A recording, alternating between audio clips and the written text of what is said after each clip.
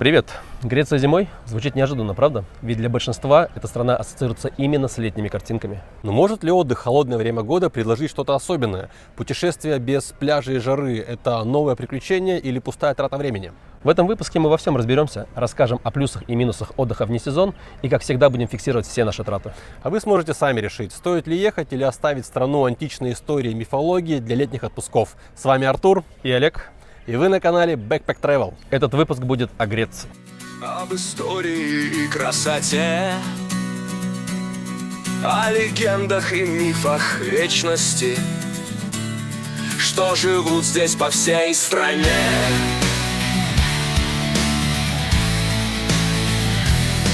Мы расскажем о плюсах и минусах путешествия вне сезон, про кафешки на узких улицах, про отели, где крепкий сон. Мы покажем во всех подробностях те края, где зимой тепло, где истории дышат древности и какое здесь пьют вино.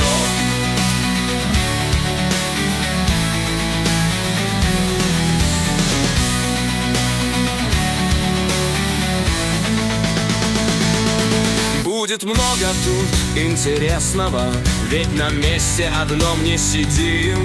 Мы катаемся, путешествуем, временами немного чудим. Досмотри до конца обязательно, комментарий оставь заодно. Мы читаем их все внимательно. Ваше мнение нам важно. Как Новый год встретишь, так его и проведешь, гласит известная поговорка. Сегодня 31 декабря и до нового 2025 года осталось буквально несколько часов. А вам интересно узнать, как греки отмечают это событие? И отмечают ли вообще? Скоро узнаем и расскажем вам. С вас лайк, подписка, с нас позитив. Погнали!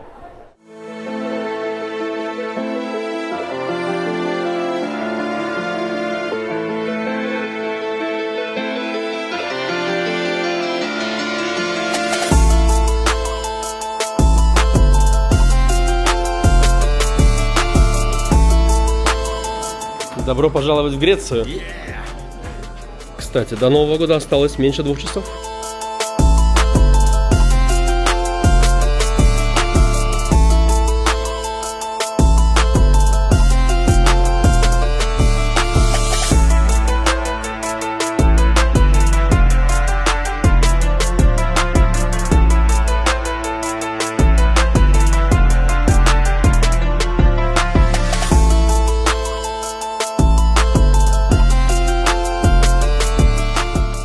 На этот раз мы воспользовались услугами одной компании и забронировали перелет вместе с отелем. Учитывая праздники, получилось совсем недешево, но нам очень хотелось куда-то выбраться на Новый год. И вот мы здесь. А между тем, до Нового года осталось чуть больше 40 минут. Синтагма – это греческое слово, переводится как «конституция». Так называется площадь, расположенная прямо перед греческим парламентом. И сегодня это главное место в стране для празднования Нового года. Здесь установили елку, а ровно в полночь, через 20 минут, будет салют. Смотрите, сколько людей. Все в ожидании фейерверка. Друзья, пусть все тревоги и трудности останутся в уходящем году, а впереди только новые горизонты и захватывающие путешествия. Прямо отсюда, из греческой столицы, мы вам желаем ярких эмоций, невероятных открытий и новых маршрутов, о которых вы всегда мечтали. С Новым годом, друзья!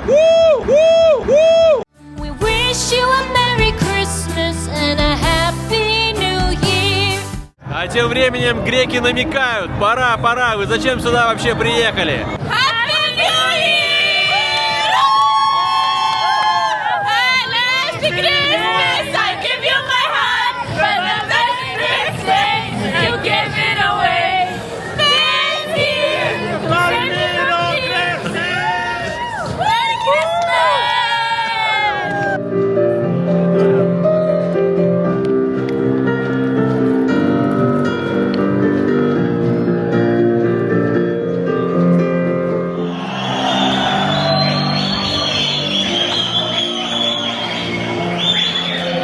Знаете, какой есть очевидный минус в греческой столице? Это немножко Пакистан. Реально. Их здесь очень много. Больше, чем греков. Больше, чем греков, правда. Ну, возможно, это только так на Новый год посмотрим, что будет завтра. Но для любителей Востока это вообще место. Ну, как говорится, it is what it is.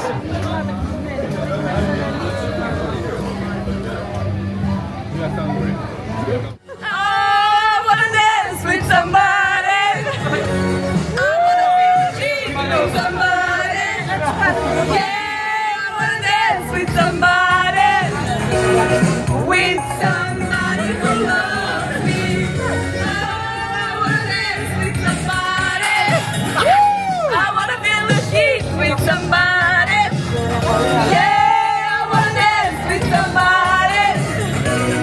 With somebody who loves me. Вот так мы встретили 2025 год. Ночью в Афинах оказалось гораздо теплее, чем мы ожидали. Это безусловно плюс. Но еще больше нас удивило количество выходцев из Ближнего Востока, которых в новогоднюю ночь было больше, чем греков.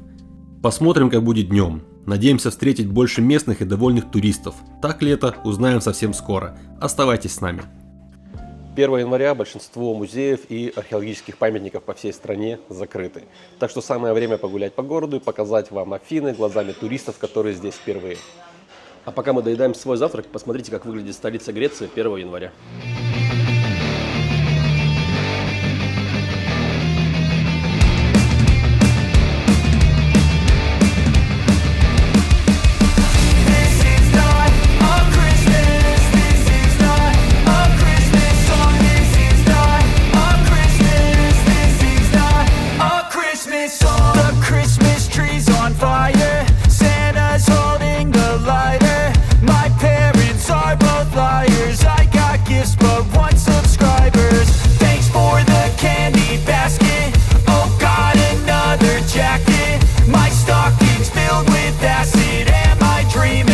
Just happened. This is not a Christmas. This is not a Christmas song. This is not a Christmas. This is not a Christmas song. This is not a Christmas. This is not a Christmas song. This is not a Christmas. This is not a Christmas. Арка Адриана, построена в 131 году нашей эры в честь римского императора. Погоди. Что такое? Давай на этот раз для озвучки найдем какой-нибудь приятный закадровый голос. Желательно женский. Откуда такая здравая идея, да еще и 1 января? Арка Адриана построена в 131 году нашей эры в честь римского императора. Она стала символом объединения древнегреческой и римских культур, разделяет старый и новый город Афин. Ее высота составляет 18 метров, построена из пантелийского мрамора. Арка украшена двумя знаменитыми надписями. Со стороны Акрополя это Афины, древний город Тесея, а с другой это город Адриана, а не Тесея. Это подчеркивает связь между древними традициями города и его обновлением в римский период. Мы в историческом районе Афин, который называется Плака. Представьте, ему больше 2500 лет. Здесь так атмосферно, зацените.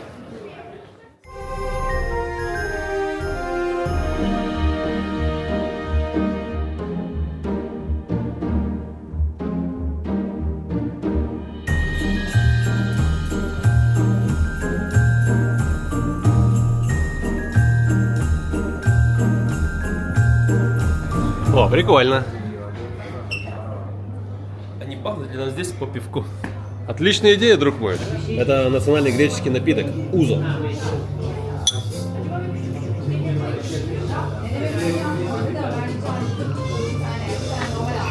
А это национальное греческое пиво – альфа. Cheers!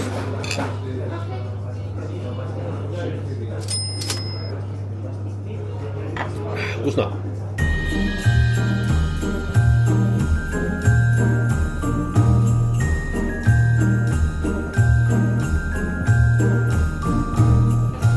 Друзья, что нам удалось узнать об Афинах? Представляете, именно здесь зародились первые публичные дома в мире.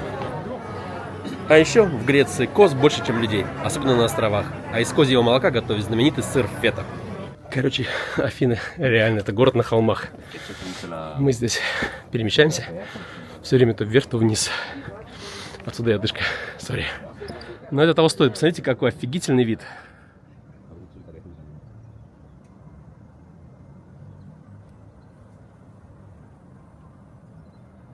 А еще Афины – рекордсмен среди европейских столиц по количеству солнечных дней. Их целых 250 в году. Вот и сегодня мы поймали офигенную солнечную погоду.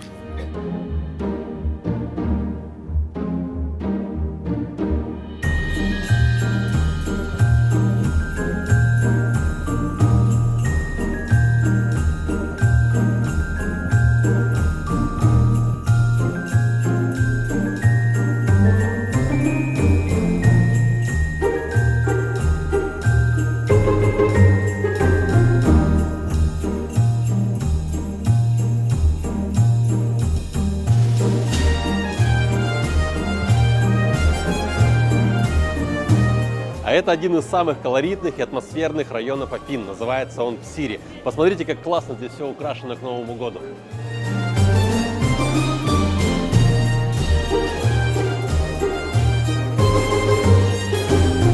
Это просто рай для детей. Классно, правда? А сейчас посмотрите, как вся эта красота выглядит ночью.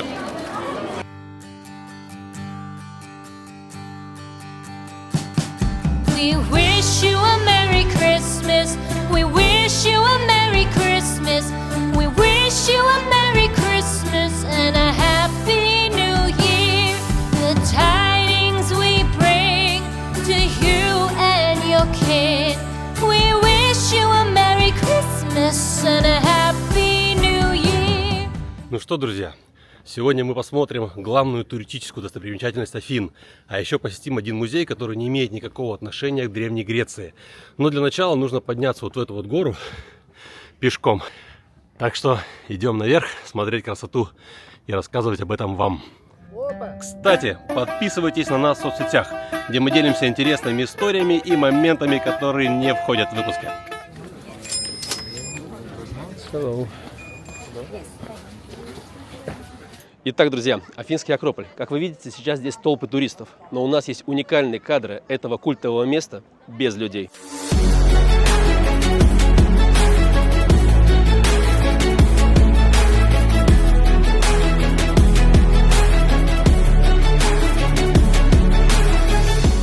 Акрополь в Афинах – это не просто архитектурное чудо, а сердце древнегреческой цивилизации. Он является символом культуры, искусства и демократии, привлекая миллионы туристов ежегодно. Расположенный на возвышенности, он открывает потрясающие виды на Афины, позволяя насладиться панорамой города на 360 градусов. Чтобы избежать толп туристов, имеет смысл приходить утром или ближе к закрытию. Зимой комплекс работает до 17:00, так что планируйте свое время заранее. Для греков Акрополь – это больше, чем достопримечательность. Это национальный символ, напоминающий о борьбе за свободу, культурной идентичности и историческом наследии, которое остается живым даже спустя тысячелетия. А это храм Эрехтейон. Он имеет такую интересную, отличительную особенность – колонны в виде девушек. Вспоминайте, где вы его видели? Угу. Здесь. Сегодня не так солнечно, как вчера, и мы немного замерзли. Зашли в бар, и бармен нам посоветовал такой огорчительный напиток. Какой-то ямайский ром, 69 оборотов. Ну, путешествий много не бывает, за это и выпьем.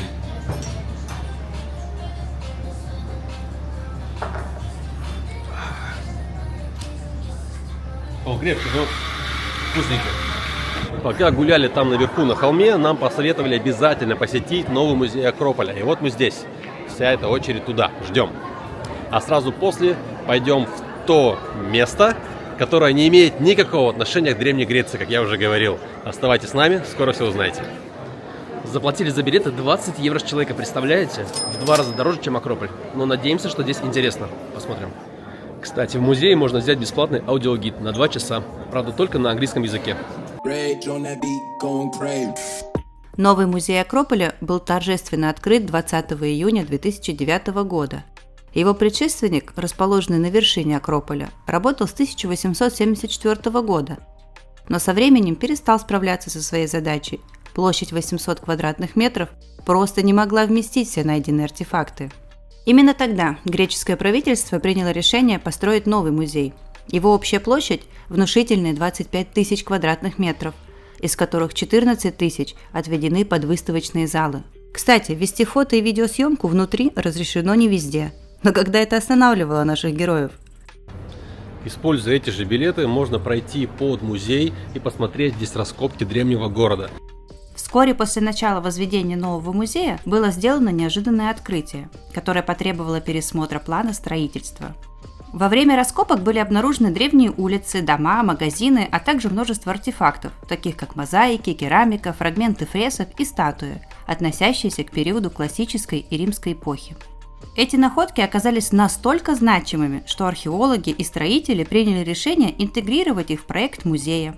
Исследования показывают, что эта местность была активно заселена в V веке до нашей эры, хотя археологические находки свидетельствуют, что люди проживали здесь еще 4000 лет назад. Район был населен жителями древних Афин, включая ремесленников, торговцев и простых граждан. Когда строительство музея было завершено, раскопки были оформлены и стали доступными для общественности как часть музея. В общем, если вы любите всякие древности, музей вам однозначно понравится. А мы идем дальше. Но сначала надо перекусить.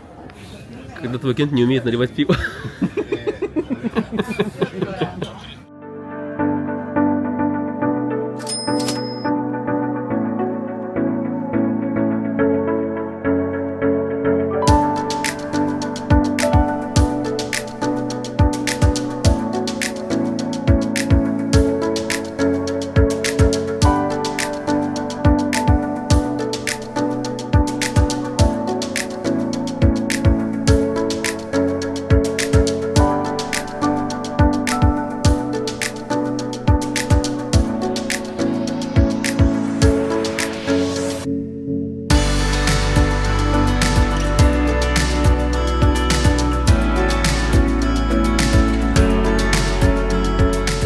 Если вы смотрели вторую часть нашего путешествия на Октоберфест, то знаете, что мы никогда не пройдем мимо автомобильного музея. В Афинах мы тоже такой нашли. Находится в 2 километрах от центра и функционирует с 2011 года.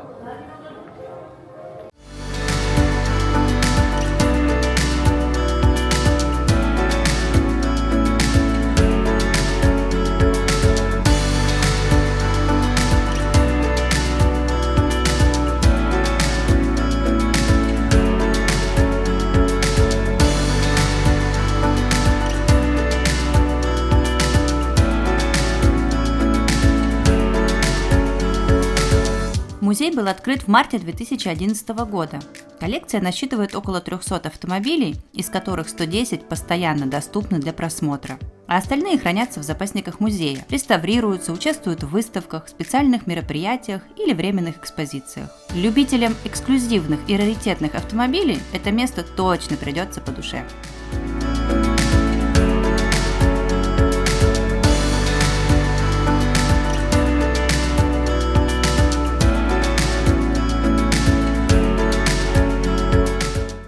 За 2 полных дня в Афинах мы увидели все, что планировали. А вы, кстати, посмотрели только половину выпуска. Не переключайтесь.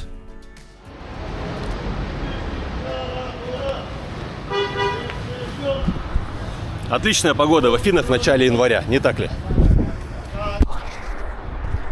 Пожалуй, сейчас самое время арендовать авто и рассказать вам, какие достопримечательности находятся за пределами столицы. Честно говоря, на этой парковке все тачки выглядят какими-то однообразными. Серые, белые, черные. Что такое? Хочется что-то яркое.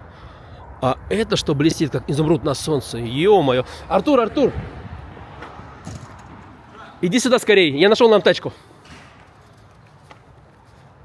Посмотри на это блестящее чудо. Вот это синяя? Да. Что скажешь?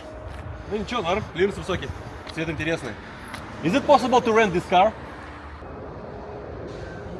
На этот раз мы арендуем новенький Nissan Juke. За его аренду платим всего лишь 68 евро, 3 дня с полной страховкой. Да, цены здесь ниже, чем в Центральной Европе. Ну что, погнали!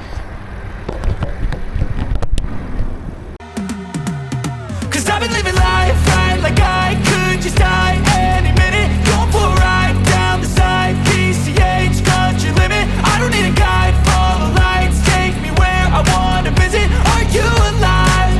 Or just breathing? Cause I've been living life right like I could just die any minute. Going for a ride down the side, PCH country limit. I don't need a guide, follow lights, take me where I wanna visit. Are you alive? Or just breathing? Первую остановку делаем всего в часе езды от Афин. Самое время полетать.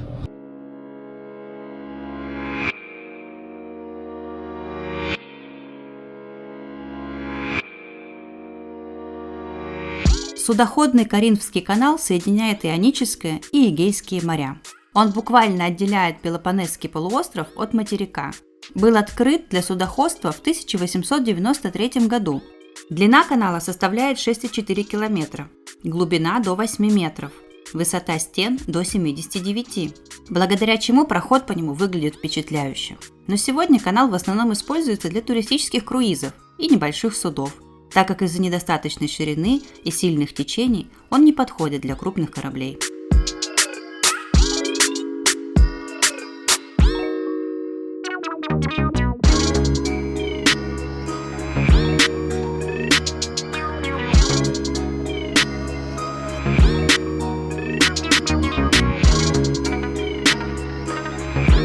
Сейчас мы вам покажем архитектурное достижение античности, построенное, только вдумайтесь, в IV веке до нашей эры.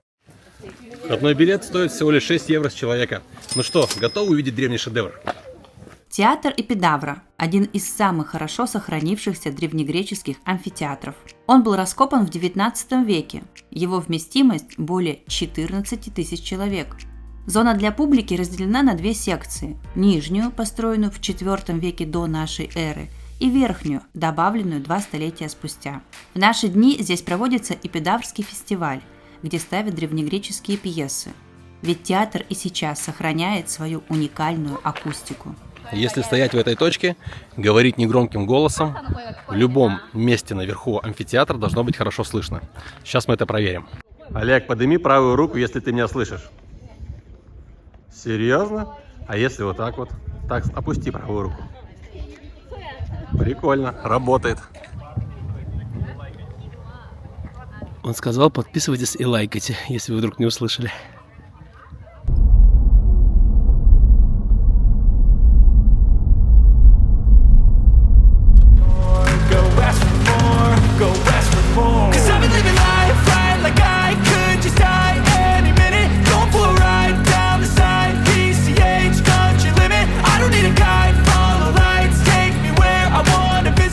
Пока наш приятный закадровый голос отдыхает, давайте мы вам расскажем, почему сделали остановку именно здесь. Дело в том, что это одно из древнейших мостовых сооружений в мире. Вы только представьте, ему 3300 лет. Удивительно, но это один из первых известных мостов с арочной конструкцией. Настоящая революция для своего времени. Посмотрите внимательно, эти огромные известняковые блоки были уложены без единой капли раствора. И самое главное, мост ни разу не реставрировался. Мы буквально прикасаемся к подлинному сооружению древности, которое пережило тысячелетия. Невероятно, не правда ли?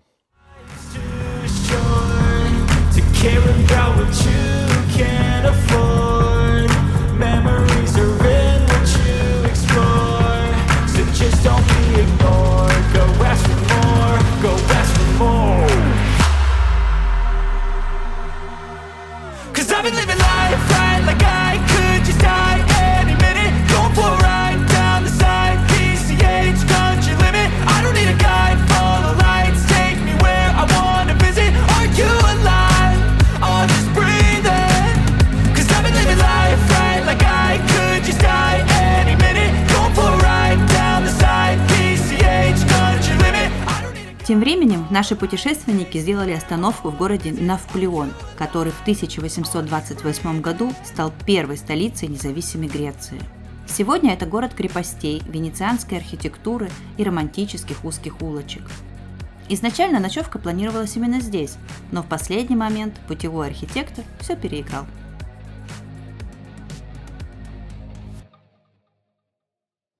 Солнце уже скрылось за горизонт, но до наступления полной темноты мы доехали в город Аргос. Посмотрите сюда. Он считается одним из самых старых постоянно заселенных городов Европы. Только представьте, 6000 лет назад здесь уже жили люди. Вы вообще понимаете, что такое 6000 лет? Посмотрите в окно. Да-да, прямо сейчас посмотрите в окно. Скорее всего, в том месте, где вы сейчас находитесь, были густые леса, равнины или, может быть, даже пустыня. А на этой земле уже жили люди. Возможно, их потомки живут здесь и сейчас. Невероятно, правда? И, кстати, в Аргосе мы останавливаемся на ночевку. Артур забронировал вот такой номер в отеле, который на первый взгляд может показаться простым и аскетичным. Но основная изюминка этого отеля – это балкон. Посмотрите, ребят, какой вид открывается с нашего балкона на центральную площадь города. Сейчас поедим и пойдем гулять. Наконец-то добрались до еды. Смотрите, что нам тут принесли. Вот такой кебабчик. Друзья, маленький совет. В тех местах, где вы бываете, пробуйте всегда локальные вина. Как правило, это вкусно и недорого. Вот этот графин аргусовского вина обходится нам в 4 евро. Класс. Christmas tree, oh Christmas tree, the leaves are so unchanging. Oh Christmas tree, the leaves are so unchanging. Not only green when summer's here, but also winter's cold and drear. Oh Christmas tree, the leaves are so unchanging. Oh Christmas tree, much pleasure thou canst give me. Oh Christmas tree, much pleasure thou canst give me. How often has the Christmas tree afforded me the greatest glee? Oh Christmas tree, much pleasure thou canst give me. Oh Christmas tree, thy candles shine so brightly. Oh Christmas tree, thy candles shine so brightly.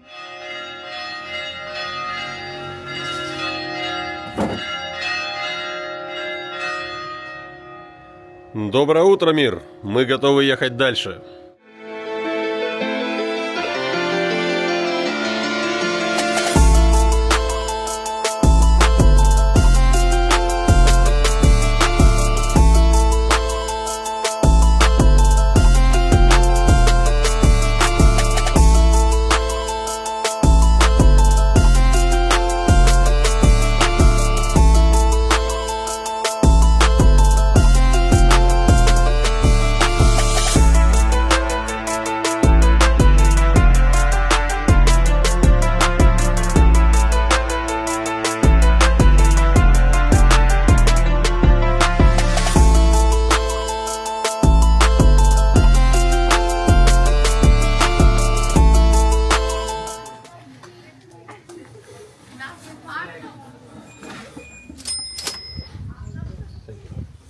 Перебирая фотографии достопримечательностей Греции, я увидел вот эти ворота.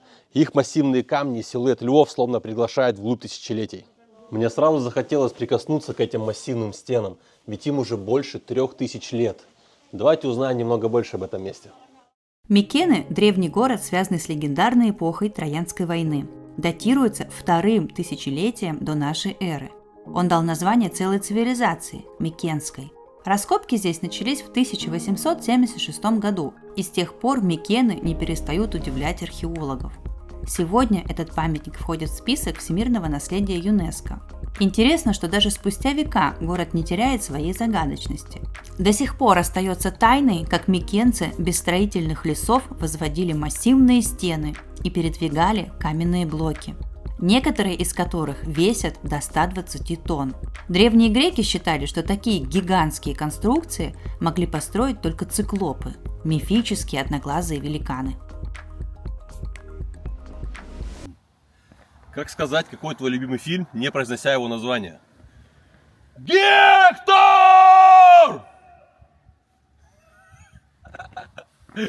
Передвигаясь по Греции на автомобиле, при въезде на платные участки выбирайте правый ряд. Там всегда есть оператор, принимающий оплату наличными. Кабан, сколько можно ехать на этом хайвее? Что ж, это кровь, так берется кровь. Я тебя спрашиваю, сколько можно ехать на этой трассе? 130. А что ты едешь 162? О, смотри, опять какие-то развалины. Развалины? Нет, это Спарта!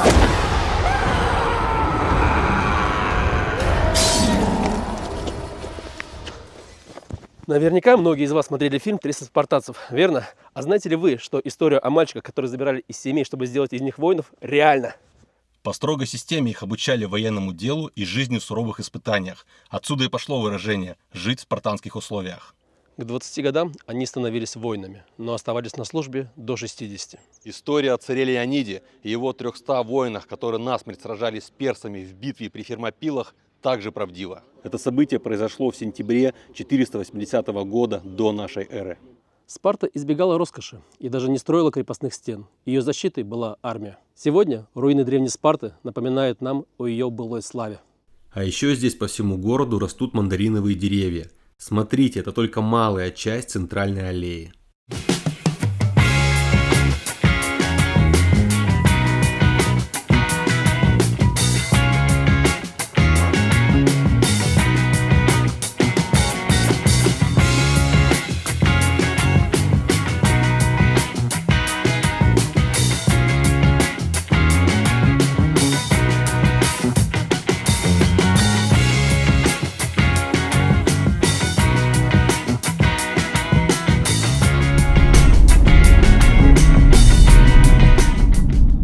Друзья, у нас к вам большая просьба. Если вы досмотрели до этого момента, значит мы точно заслужили ваш лайк. А также нажмите кнопку подписки, если еще этого не сделали, и оставьте любой комментарий. Мы читаем все и отвечаем каждому.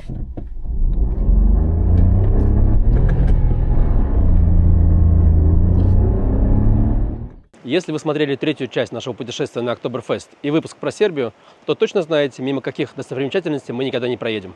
Речь идет о пещерах, и Греция точно не станет исключением. Итак, нам выдали спасательные жилеты и ждем команды. Все в лодку. Мы готовы. На 100%.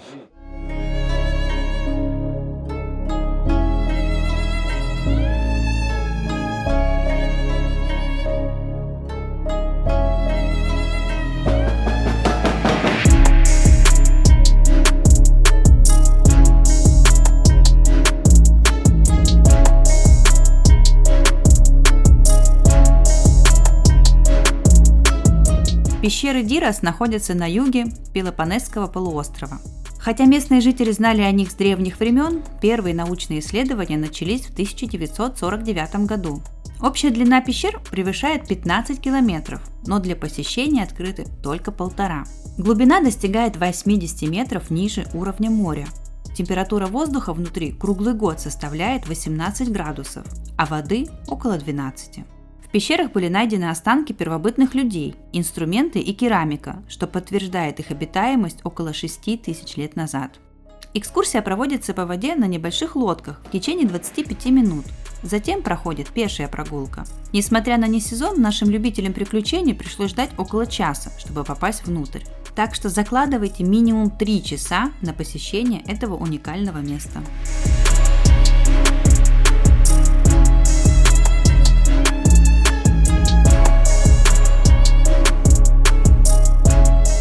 Если вы смотрели выпуск про Кипр, то знаете, как некоторые интересные места попадают на карту нашего маршрута. Когда где-то в передаче на YouTube или в соцсетях мне попадается интересное для меня место, я всегда сохраняю его в заметках в телефоне. Так случилось и с этой локацией. Папка Греция в моем телефоне существует довольно-таки давно, а первая заметка там носит название Маневмасия.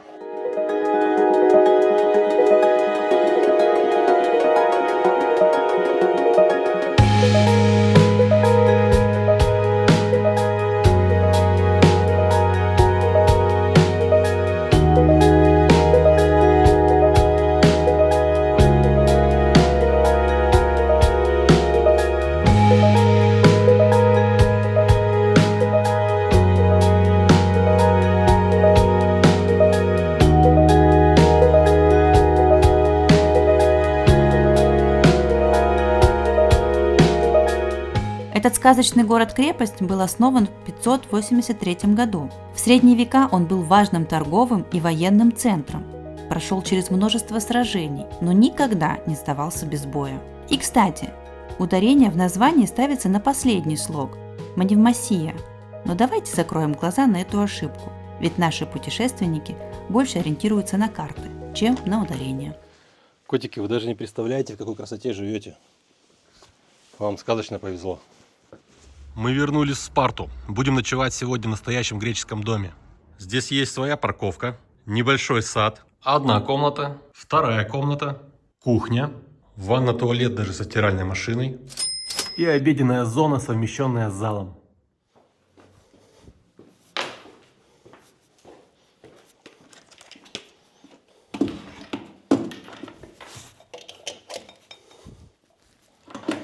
Есть охота.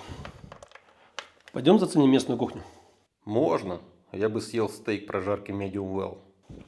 Отлично. А к мясу красное или пиво? Если честно, уже не лезет. Я за трезвый вечер. Чего? Это сейчас из твоего рта звук шел? Ну реально, давай не будем превращать наш канал в алкоблог. Давай так. Если я закину все 5 пробок в эту банку, то идем дегустировать все подряд, как тогда в пабах Оксфорда. Да, там было классно. Сколько мы пабов обошли? 5 или 6?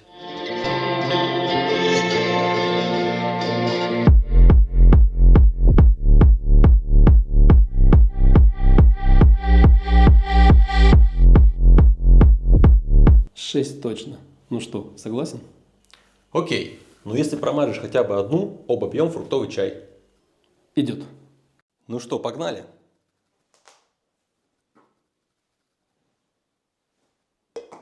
Опа! Повезло. Да ну! Да, давай. Да как так? Ну ты снайпер. Ну все, пьянки быть.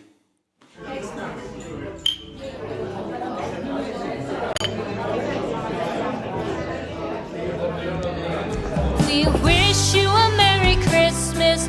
We wish you a Merry Christmas. We wish you a Merry Christmas and a Happy New Year. The tidings we bring to you and your kin. We wish you a Merry Christmas and a Happy New Year. Смотрите, какой сюрприз от хозяйки дома с утра. Греческий кофе, какой-то сладкий пирог. И вот это мы еще не поняли, что такое. Сейчас будем пробовать. Так приятно, правда? Молодец.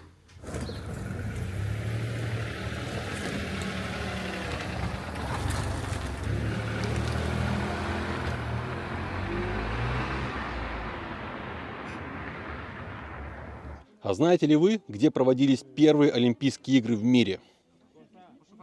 Правильно, в древней Олимпии. На старт. Внимание. Марш!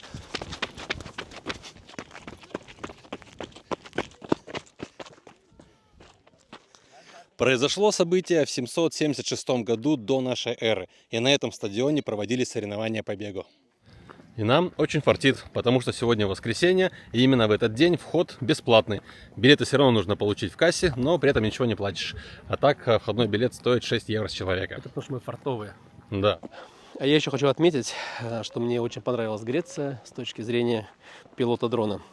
Сколько мы путешествуем и снимаем здесь, нигде не встретили табличку, что полеты запрещены. Как по мне, это очень круто, и так должно быть везде.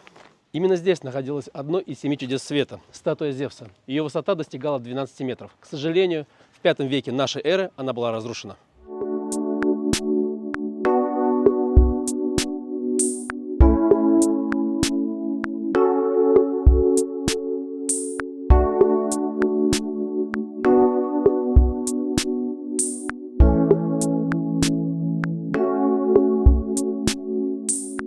Да, первые Олимпийские игры проводились именно здесь, в Древней Олимпии, основанной в X веке до нашей эры.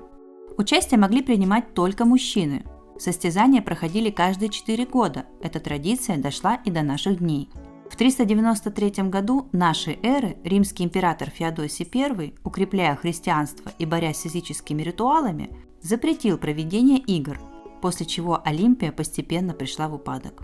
А сами Олимпийские игры возродились только в 1896 году и состоялись в Афинах. На этом путешествие подходит к концу, и наши друзья направляются в аэропорт.